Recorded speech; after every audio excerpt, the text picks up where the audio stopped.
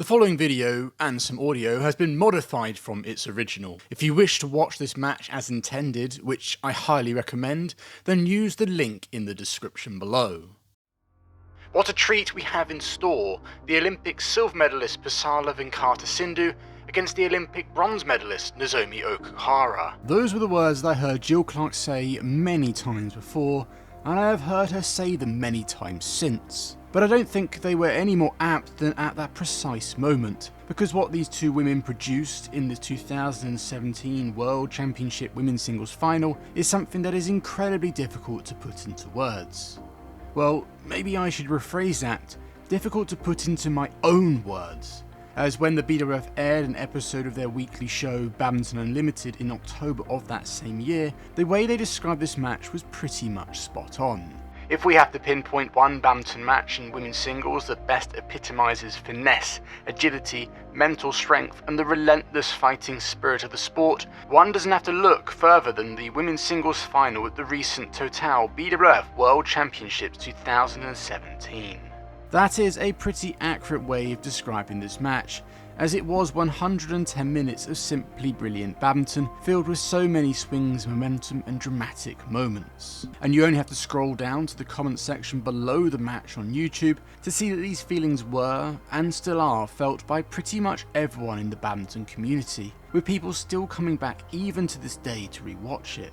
But what's really interesting to me is that at the time, even though these two were both Olympic medalists, had you told people that this final would go on to be such a titanic epic, they might have looked at you rather surprised. The main reason for this stems back to the 2016 Olympics in Rio, where these two players faced each other in the semi-finals.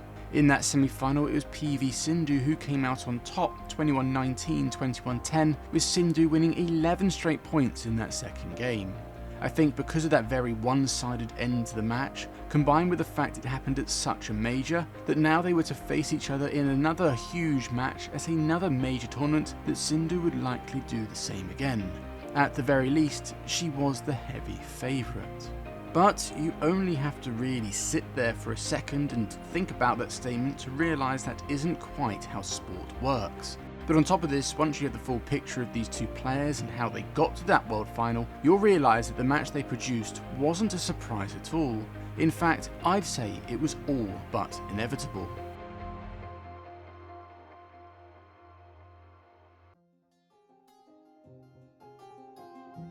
Ever since she was a junior, Nozomi Okuhara was seen as a huge and promising star for Japan. This was in no small part due to the fact that in 2012, she won the girls singles at the World Junior Championships, a first for Japan. This junior success, it seemed, was going to translate into pretty quick senior success, as in her first tournament of 2013, the Malaysia Open, she reached the quarter-finals. Sadly for Okuhara though, in that quarter-final against Olympic bronze medalist Saina Nehwal, she was forced to withdraw due to a knee injury. Despite being able to walk off court from that match, this injury would in fact be more serious than initially thought. It would not only go on to rule her out of the majority of the 2013 season, but would in fact require her to undergo surgery. Okuhara was determined, however, to not let this injury hold her back. And the following year, in 2014, she came back, winning a number of lower-level tournaments like the New Zealand Open, the Vietnam Open, and the Korean Grand Prix. But it was her last tournament in 2014 where she not just solidified her return, but showed to everyone she was a future superstar. That tournament was the Hong Kong Super Series, and in that tournament, Okuhara went all the way to the final, her first of this level. And en route, she defeated a number of current and future top stars, including none other than the reigning world champion, Carolina Marin, in the semi-final. 2015 was a mixed bag for Okuhara, as despite winning her home event, the Japan Open, for the first time, she lost in the first round of that year's World Championships. However, she did bounce back from that disappointment by once again finishing the year strong, winning the Super Series finals. It was that tournament that I believe was Okuhara's real stamp of, I'm here now, I am one of the world's best. I say that despite her winning the Japan Open, another big Super Series event earlier in the year. The reason for this was not just that she beat a whole host of world-class players, including 2 wins over Carolina Marin, but more so how she beat them.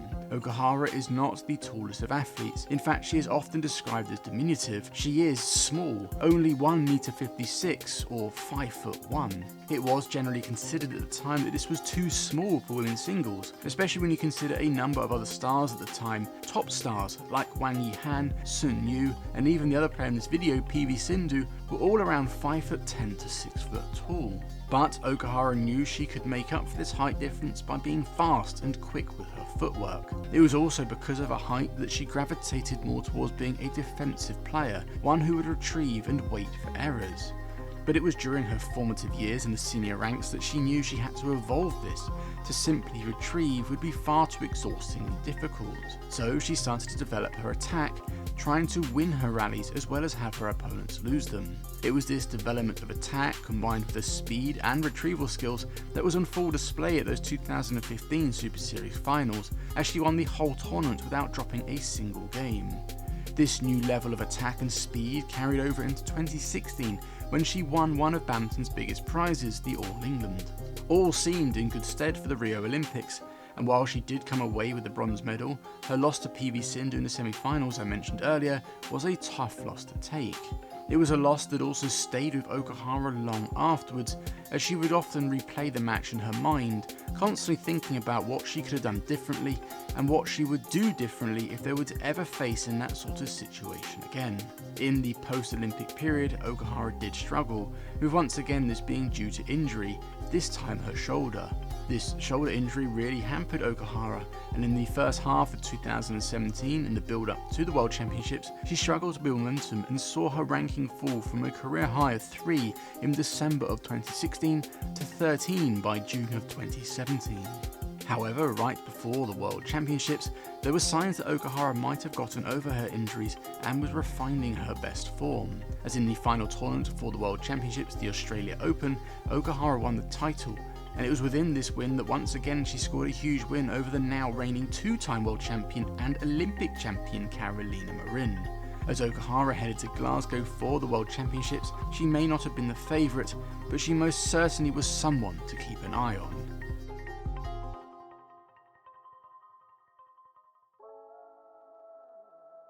P.V Sindhu's early badminton life was actually rather similar to Nozomi Okuhara.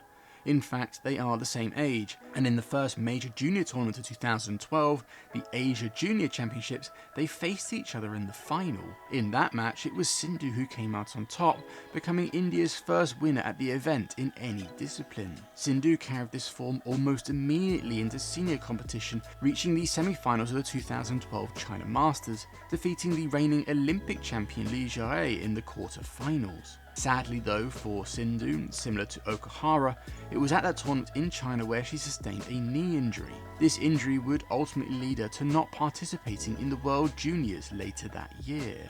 Unlike Okuhara though, this injury didn't require surgery, and Sindhu was back competing by the end of the year, even reaching the final of the Syed Modi International in December.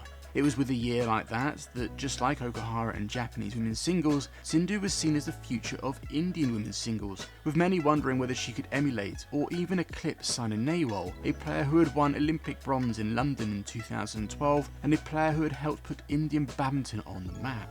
Well, it didn't take too long for P.V Sindhu to achieve something that Saina hadn't done by this point, as at the 2013 World Championships in Guangzhou, China, Sindhu not only defeated the reigning champion Wang Yihan in the third round, but went on to win a bronze medal. This was an incredible result. In her first World Championship, she came away with a medal, and she did so defeating back-to-back Chinese players in China. This is even more impressive when you consider that before these World Championships, China was seen as almost unbeatable. In fact, it was these World Championships that many see as the turning point in women's singles, the beginning of the golden generation. I certainly see it that way, and with her incredible performance, P.V Sindhu was a player at the forefront of it all. It was that world bronze combined with some other notable results such as winning the Malaysia Grand Prix, reaching the semi-finals of the India Super Series, and the quarter-finals of the Asia Championships that took Sindhu to the top 10 in the world. A ranking, however, she would only be able to hold, not rise over the next few years. This was because while Sindhu would back up her 2013 world bronze up with yet another world bronze a year later in Copenhagen, when it came to the regular circuit, especially the Super Series, Sindhu simply wasn't able to consistently reach the latter stages. This, however, was to change following yet another insane performance, another huge first for India, Sindhu's Olympic silver medal in 2016. Sindhu has said that following those Rio Olympics, her life changed. She had, almost overnight, become one of India's biggest sporting stars. In fact, she quickly became the second highest paid Indian athlete, only behind the Indian cricket captain of the time, Virat Kohli. For Sindhu, that Olympic win not only changed her life outside of badminton, but also her life within it too. As following those Rio Olympics, she was finally able to deliver some big performances and titles on the Super Series circuit. Between the 2016 Rio Olympics and the 2017 World Championships, Sindhu won the China Open, reached the final of the Hong Kong Open, reached the semi-finals of the Super Series finals, won the Syed Modi International, and also won the India Open Super Series. That last result being incredibly important and special, as not only did she win in front of a home crowd, but she also got revenge over the player who denied her Olympic gold in Rio, Carolina Marin. This incredible period for Sindhu saw her finally start to rise through the world rankings, reaching a career high of 2 at the beginning of 2017. But by the time the World Championships rolled around, had seen her drop to 4. Regardless of that small drop, the important thing for Sindhu was that with her big tournament player status solidified, combined with her more consistent regular tournament play, many looked to her to bring home India yet another first, their first World Badminton Champion.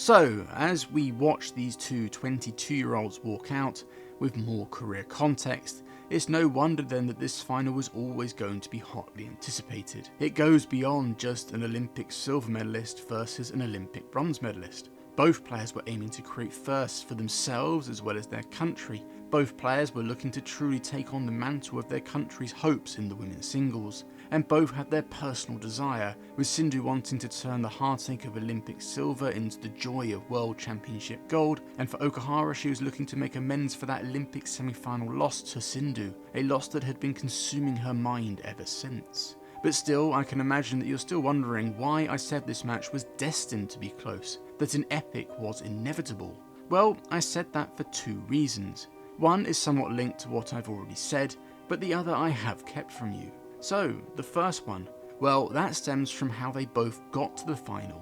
To put it simply, Okuhara and Sindhu had contrasting paths getting there.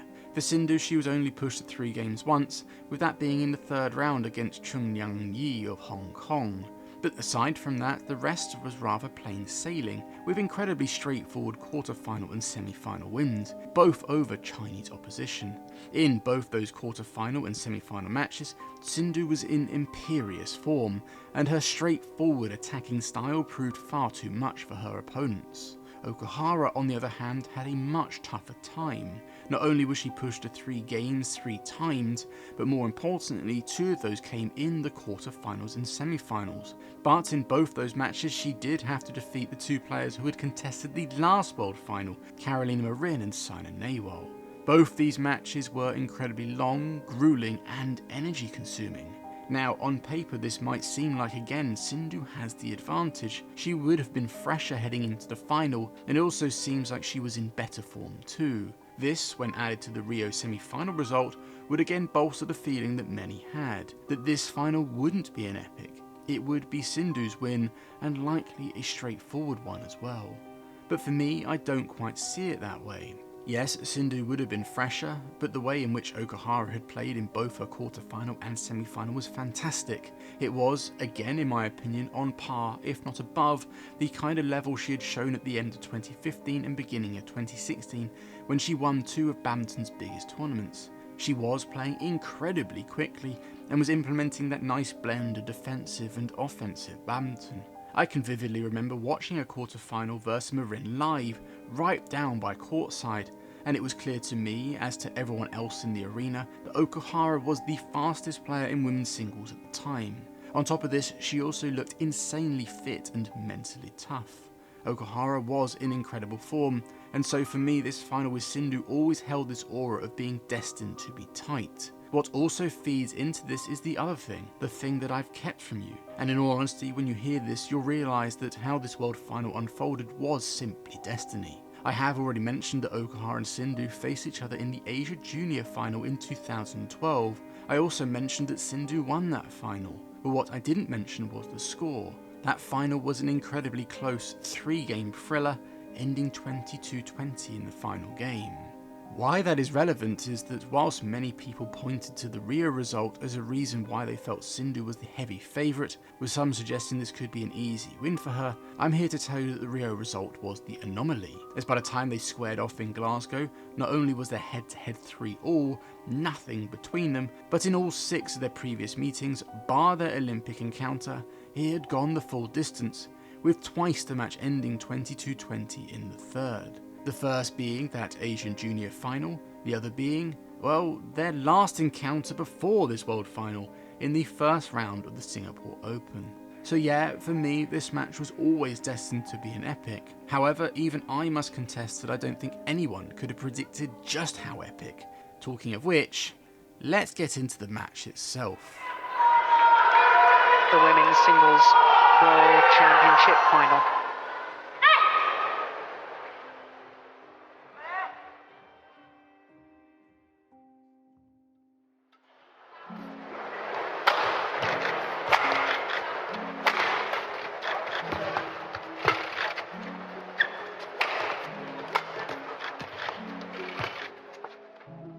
As you would expect, the opening few rallies and moments of this match were nervous and tense ones.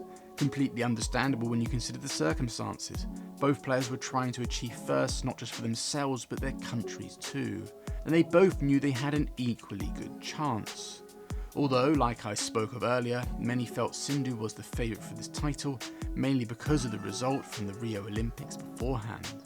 This is something that commentator Steen Pedersen also mentioned during the usual commentator-to-commentator chat at the beginning of every match. In this particular final, Steen also brought up the Rio Olympics semi-final, but also mentioned the last encounter these two players had in Singapore, a match where once again it was Sindhu who came out on top.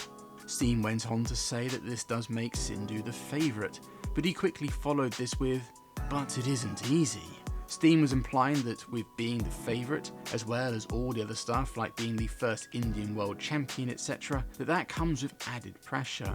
And it was through that pressure that he felt Okuhara could create an opening. Steen said that for Okuhara to become Japan's first women's singles world champion, she would need that mental pressure on Sindhu, as it could hinder her and give Okuhara a chance. However, any sense of this happening seemed to vanish rather quickly, as after those few nervy opening rallies, it was Sindhu who gained the first advantage, going from 3-5 down to 11-5 up. Despite only being the halfway point of the first game, I'm sure many were having flashbacks to the Olympic Games, and as a result wondering whether Okuhara herself was having those same thoughts. Thoughts of that match where Sindhu ran away from her and never looked back.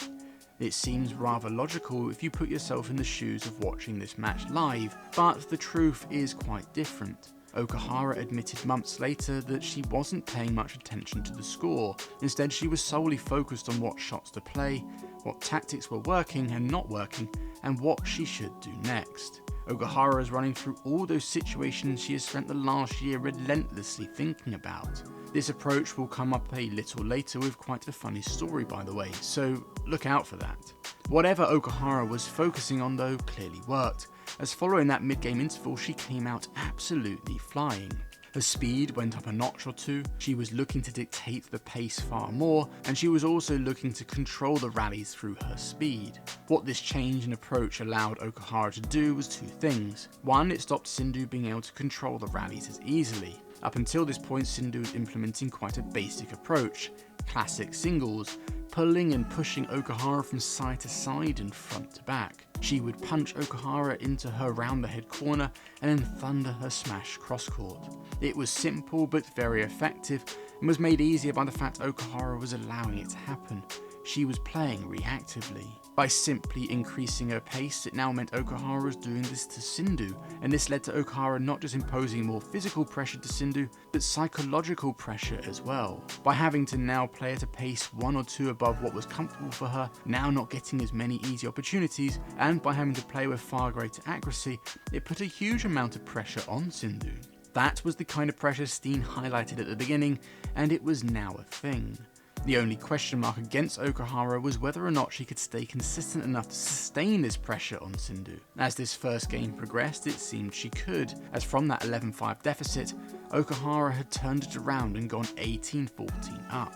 The gauntlet had been thrown down to Sindhu, but like all great champions, Sindhu responded and rose to the challenge, digging deep, and after 4 superb rallies, the match was once again levelled.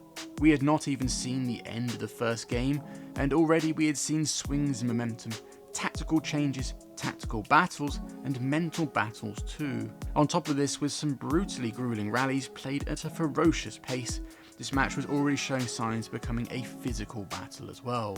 18 all soon became 19 all, both players just 2 points from the opening game. It was clear to all in attendance that this opening game was incredibly important. Now, that might seem like a no-brainer statement. Getting the first game under your belt, especially in such a high-stakes match like this, is always important. But taking a moment to look a little further ahead at how this match could pan out, the winner of this first game became even more important, especially for Okuhara. Okuhara knew that when she changed sides for the second game, she'd be on the faster end, playing with the drift. This small change would likely have a huge impact on how she could play, as it would be far more difficult for her to punch her clears and lifts, something she was using incredibly well in this first game. Not only this, but in the Olympic semi-final, that first game had ended 21-19 to Sindhu, and well, we know how that ended. Just because it was more important to Okuhara didn't make it less important to Sindhu. For these exact same reasons, it was important to her too, and so with a potentially huge advantage within her grasp, I'm sure she felt the pressure just as much as Okuhara. Now, it is here where I need to quickly mention that I'd love to show you the next 2 rallies in full, but if I do, I'll probably get copyright strikes left, right and centre, so instead I am talking like this over them. Both players were acutely aware of the importance of the next few rallies, so the intensity once again went up, but as you watch these rallies you can also see this underlying layer of tension and nerves. But in the end, it was Okuhara who held it together better, Sindhu producing 2 errors, 2 points to Okuhara, and the opening game. As previously mentioned, this was a huge game for Okuhara to win. She had managed to come back from quite a large deficit, she had managed to find her speed, tempo and her game, and it also meant she went into the slightly faster, thus more difficult end, with the slight assurance she didn't have to win the game to stay in the match. What was a bonus though was it seemed that by winning the opening game she had also dealt a psychological blow to Sindhu. During her 2-minute interval she looked a little dejected, something Jill Clark mentioned just before play got back underway. Now I don't know whether that was just Sindhu's regular face, but when first watching it I would have to agree with Jill, she did look a little down from being unable to convert that opening game. However, any doubts over Sindhu's mental state were quickly put to bed as she came out even better than the opening game, quickly racing to an 8-3 lead. It was also within those first 11 points that some question marks crept back towards the Okuhara side, with the biggest being, would she have the fitness to play the way she needed to win? It's important to note, I am not saying this simply because in her previous matches in the tournament, Okuhara had been pushed incredibly hard and for a long time. I'm saying it more because of just how hard Okuhara had to work to play at the pace required to win the opening game. It was a pace that Steen Pedersen said she'd need to do, but it was also a pace he doubted she'd be able to maintain if the match was to extend to a similar length to her previous matches. Steen, being Steen though, whilst pointing this out, in the same breath had a solution.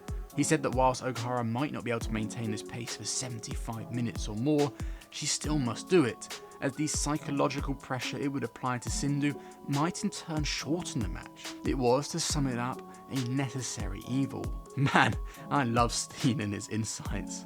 Alongside the fitness issues though were the other issues raised earlier, namely could Okuhara control the faster end. In these early stages of the second it seemed she couldn't, as for Sindhu to go 8-3 up, half of those 8 points came from Okuhara hitting long. It really did seem like advantage Sindhu, but just like in the first game, through a combination of a few cheap errors, Sindhu slightly shutting off, and Okuhara now trying to use her speed sparingly rather than all the time, that 8-3 lead was whittled down, and by just after the mid-game interval they were once again tied 12 all. And again, just like the first game, once Okuhara caught back up, she continued on and even got herself back in front 13-12. Okuhara was back in the lead, the momentum was back on her side.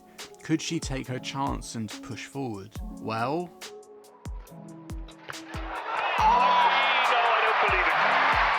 this is the kind of moment that can shift any match, and for Okuhara it couldn't have happened at a worse time, and for Sindhu it couldn't have happened at a better time. There was a little drama attached to this moment though, with the Japanese coaches feeling it was a double hit by Sindhu. However, I've watched this replay more times than I'd like to admit, and I believe it was a correct call by the umpire. I can see why it might have looked that way to the Japanese coaches. The shuttle was bobbling the whole way as Okuhara's attempted net curl did hit the net cord, but Sindhu hit it clean and it didn't touch her on the way through, nor was it a double hit.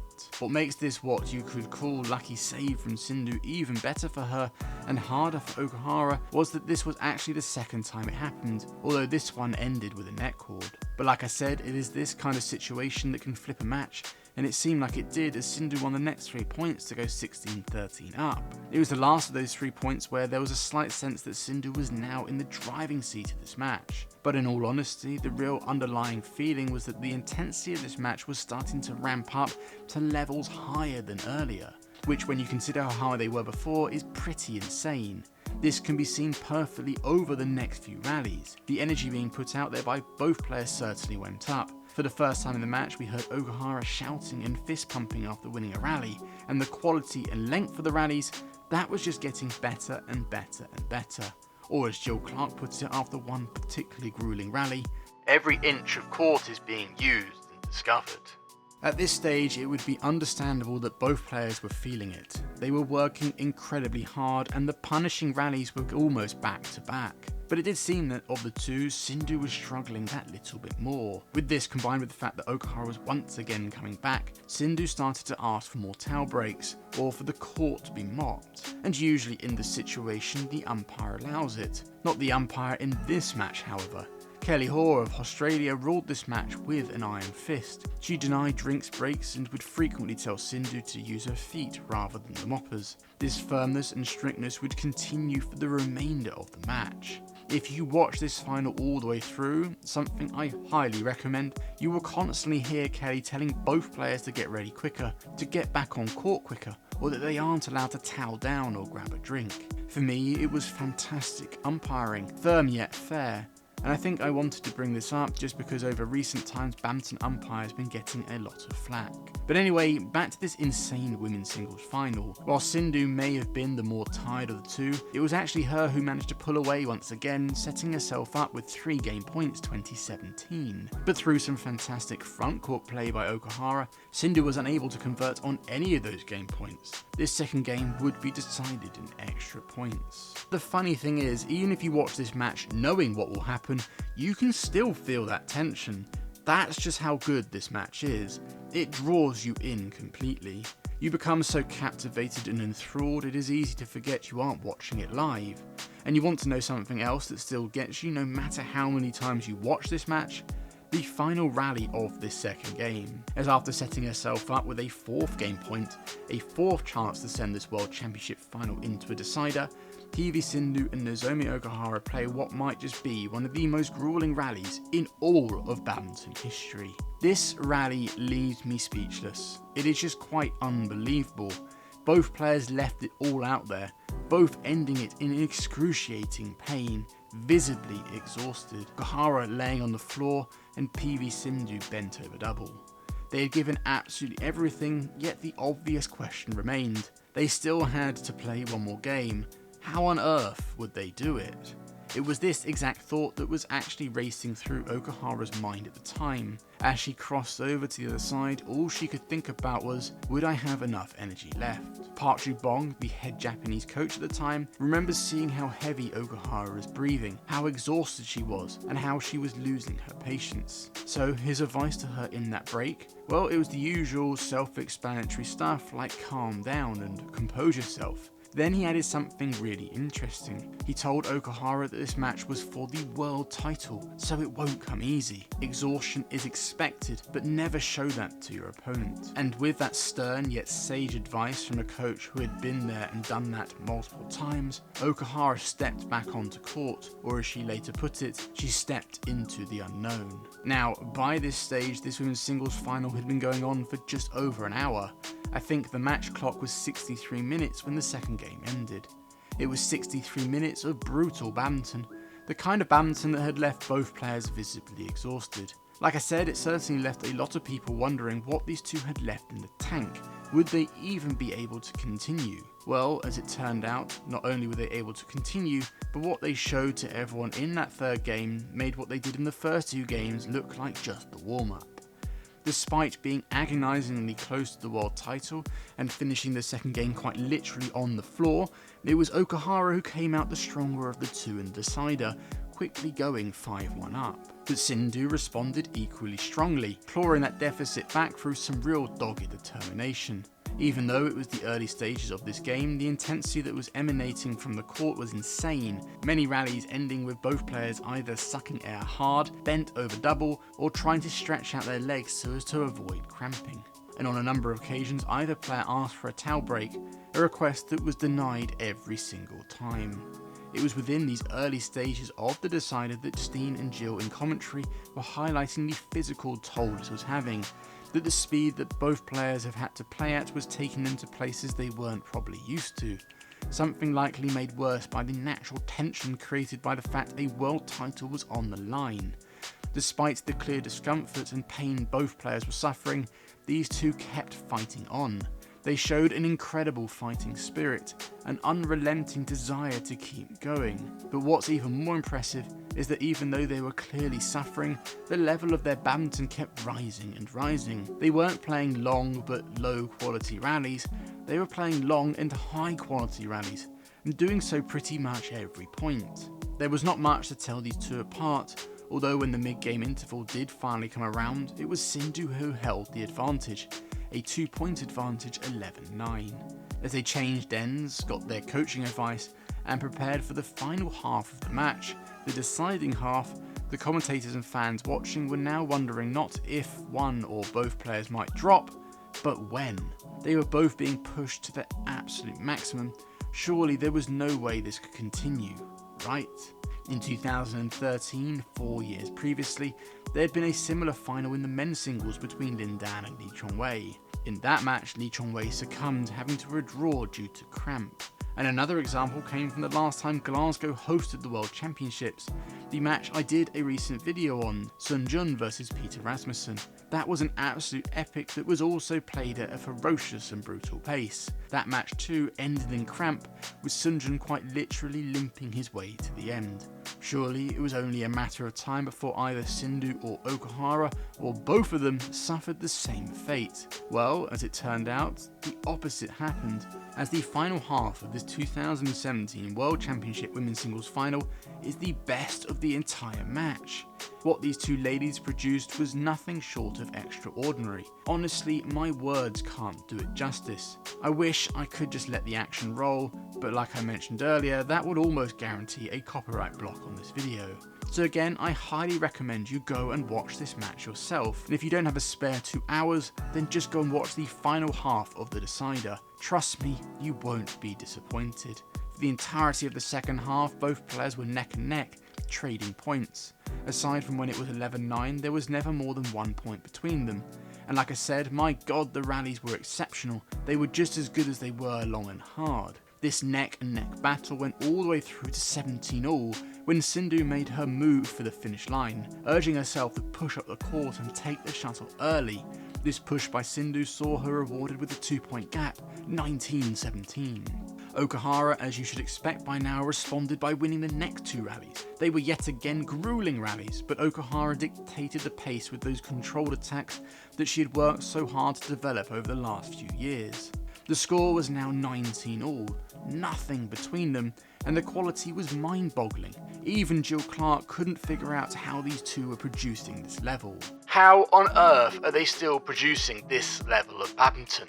Honestly, Jill, I have no idea. I have watched this match countless times now and I still have no answer to that. But the question in this match at 19-all was, who will have the first championship point? As it turned out, Okuhara would, as Sindhu mishit a kill attempt coming forward. 2019 championship point. What followed was yet another insane rally. An insane rally that ended with Sindhu saving that championship point. This final, just like their first encounter 5 years previous at the Asia Junior Championships, would be settled in extra points. The tension inside the Emirates Arena was palpable. Even the Indian fans, who had been so vocal throughout every single rally up until this point, now sat in silence. They were too nervous, or possibly too engrossed in what was happening on court, as Sindhu and Okuhara once again engaged in a grueling long rally.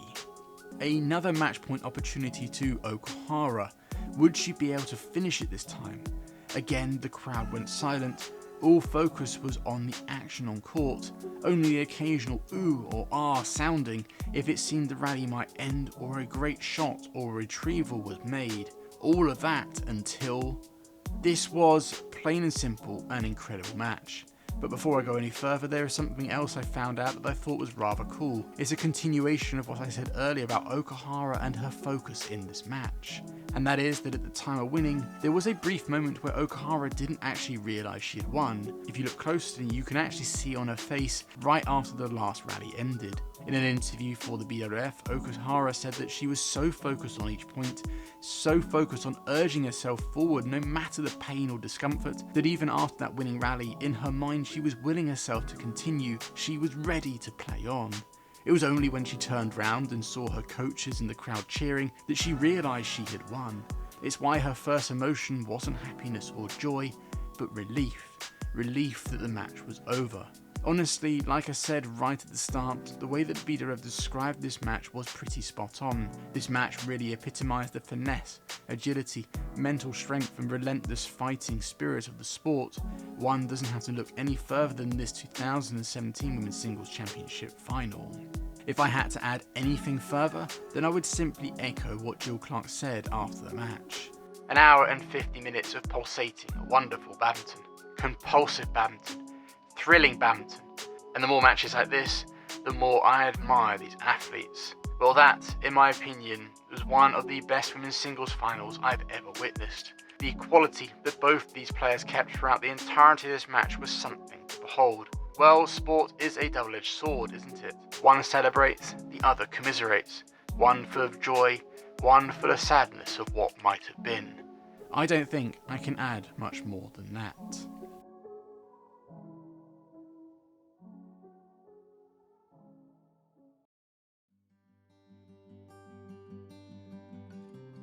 That 2017 World Championship Women's Singles final was incredible. I don't think I need to say anything more than that. It is a final that is dearly remembered, and is actually one of the only finals where fans from all sides, Indian, Japanese and everyone else, are all in agreement. It was a great final, and Nozomi Okuhara very much deserved to win. In fact, someone even posted about this match to Reddit under the subreddit r/India, wherein the majority of comments are congratulating Okuhara, with one poster going as far to say that they should post it to r/Japan or r/Nippon in order to, and I quote, cultivate good sportsmanship in our populace. And they actually did, although that post didn't garner quite as much attention. But whilst all of us badminton fans remember this final for what it was, a fantastic match, for the players involved this final had profoundly different effects. For Nozomi Okuhara, this win was absolutely huge. She not only became Japan's first ever women's singles world champion, but Japan's first world champion in any discipline in 40 years, as no Japanese player had won the world title since Etsuko Togano and Emiko Ueno won the women's doubles in the first ever world championships in 1977. For Okuhara, one particular moment that had always stood with her was watching her teammates Ayaka Takahashi and Misaki Matsutomo win the Olympic gold in 2016 in Rio. Watching them step upon the podium, Japan's national anthem playing, was inspiring to her. It gave her goosebumps as she watched. In Glasgow in 2017, she admitted that she had achieved the same thing, but that it was on a smaller scale. So with the next Olympics set to be in Tokyo, she was even more determined to win. A goal she sadly was unable to achieve, as she would ultimately fall in the quarterfinals to China's Herbing Zhao.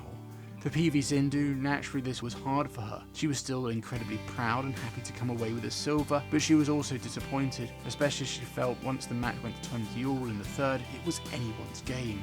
But while she was disappointed, she was also incredibly motivated. She knew she was capable of winning one of these majors, and that's what she set out to do. although over the following years it felt like maybe that illustrious gold was something that would always remain just out of reach. The following year, 2018, Sindhu once again made the world final and once again had to settle for silver, this time to the player who denied her Olympic gold in 2016, Carolina Marin. And then later in the year at the Asian Games, another major event, Sindhu once again went all the way to the final and once again had to settle for silver. It was now 4 major tournaments in a row, the Rio Olympics, the 2017 Worlds, 2018 Worlds, and the Asian Games, where Sindhu came away in the runner-up position. There started to be this feeling that Sindhu might be destined to be a perennial runner-up.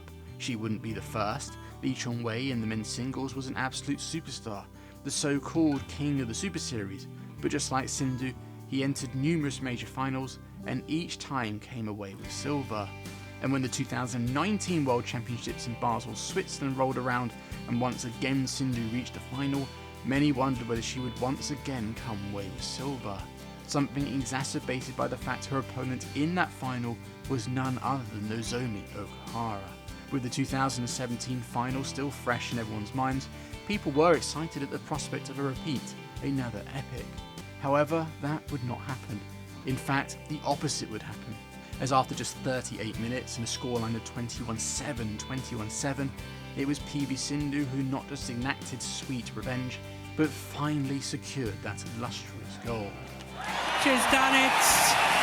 Kusala Venkata Sindhu wins the gold medal when contesting her 3rd consecutive World Championship final.